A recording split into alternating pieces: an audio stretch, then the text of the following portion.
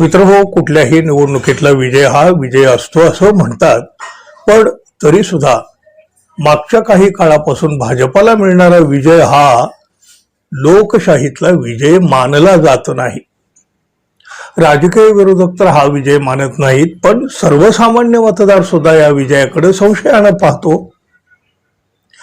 मागच्या 10 वर्षातच ही नजर सगळी बदलून गेलेली आहे. समाजामध्ये वावरताना आपण पाहतो, सोशल मीडियावर सुद्धा आपण पाहतो, भारतीय जनता पक्ष आणि त्यांच्या नेत्याबद्दल काय काय बोललं जातं हे आपण रोज ऐकत असतो. भारतीय जनता पक्षाच्या बाजूने बोलणारा क्वचितच एखादा दुसरा भेटतो सुद्धा. मग तरी सुद्धा भाजपाला एवढं भरभरून मतदान होतं तरी कसं? संपूर्ण महाराष्ट्रामध्ये भाजपच्या विरोधी जनमत होतं. लोकसभा निवडणुकीत ते दिसून सुद्धा आलेलं होतं. मग त्यानंतर लगेच झालेल्या विधानसभा निवडणुकीमध्ये भारतीय जनता पक्ष आणि त्यांच्या मित्र पक्षाला विक्रमी मतदान झालं. ते कसं? या प्रश्नाचं उत्तर अजून तरी लोकांना मिळालेलं नाही. अवघ्या 4-5 महिन्यामध्ये असं काय घडलं की पूर्वेला उगवणारा सूर्य लगे पश्चिमेला उगवला? आता पश्चिम बंगालच्या निवडणुकीमध्ये ममता बॅनर्जी यांचा अनपेक्षित पराभव करून भाजपा सत्तेमध्ये आला. या विजयाचा उत्सव भाजपा साजरा करीत आहे, पण या विजयाला सुद्धा एका संशयाची किनार आहे. जनमत ममता बॅनर्जी यांच्या बाजूने होतं, मग मतदानात ते कुठे गेलं? जसं महाराष्ट्रात घडलं अगदी तसंच पश्चिम बंगालमध्येही घडलं. ममता बॅनर्जी यांना विजयाचा विश्वास होता. भाजप काहीतरी खेळ करणार असा संशय सुद्धा त्यांना होता.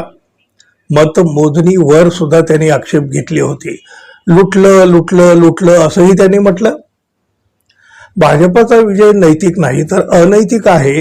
निवडणूक आयोग, केंद्रीय सुरक्षा दल, पंतप्रधान आणि गृहमंत्र्याकडून करण्यात आलेल्या कारवाया या अनधिकृत आहेत. SIR पासून EVMच्या लुटीपर्यंत सगळं जाणीवपूर्वक केलं गेलंय.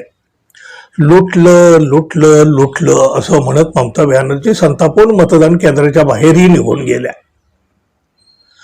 मतदान यंत्र जुळत नाहीत असा आरोप सुद्धा त्यांनी केला आणि पुन्हा एकदा निवडणूक आयोग वादाच्या भोवऱ्यात सापडला.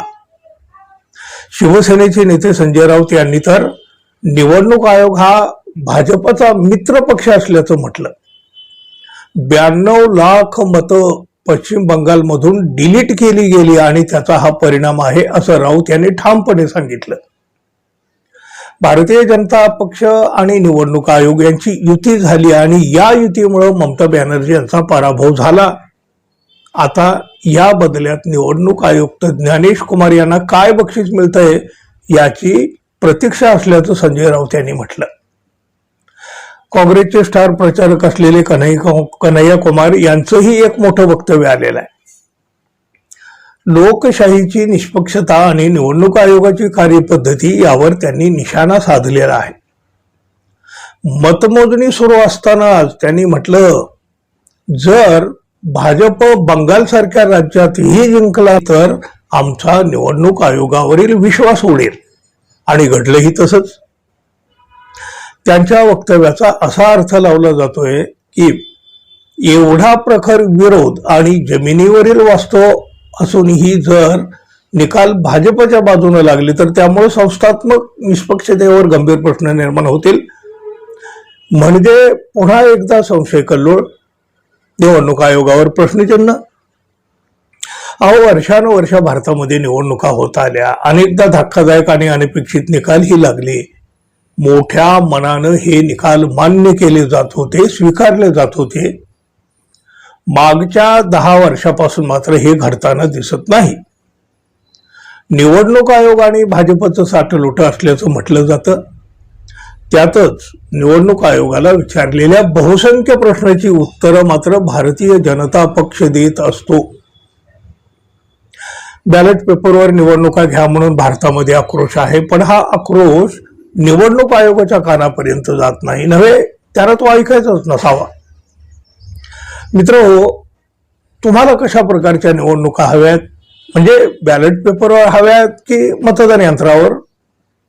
कमेंट बॉक्समध्ये तुमच्या प्रतिक्रिया जरूर द्या आणि नंतर तुम्हीच त्या प्रतिक्रियांचं अवलोकन करा.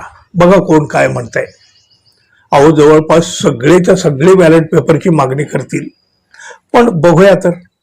आणि हो, जाता जाता आपल्या चॅनलला सबस्क्राईब करावं अशी एक अपेक्षा आहे.